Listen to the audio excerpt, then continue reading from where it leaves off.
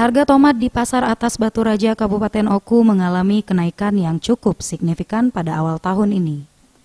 Menurut pengakuan Ujang, salah satu pedagang di pasar tersebut, kenaikan harga tersebut seiring dengan perayaan Tahun Baru 2024.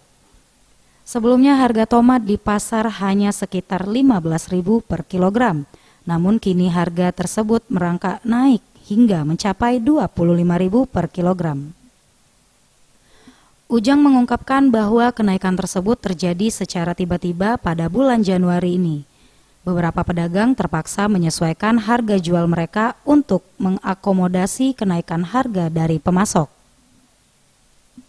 Selain tomat, beberapa bahan pokok seperti bawang merah dan bawang putih juga mengalami kenaikan, meskipun tidak mengalami kenaikan harga yang signifikan. Sebelumnya berapa, Pak? Sebelumnya masih 15, 10.000. Kalau boleh Ini tahu dalam bulan-bulan inilah. naiknya, Pak? Ya, tahun-tahun baru inilah. Apa nyelang tahun baru ini apa nggak ngerti kan? Kan kita mengambil barang, istilahnya berapa pasaran yang penting ada barang, gitu kan?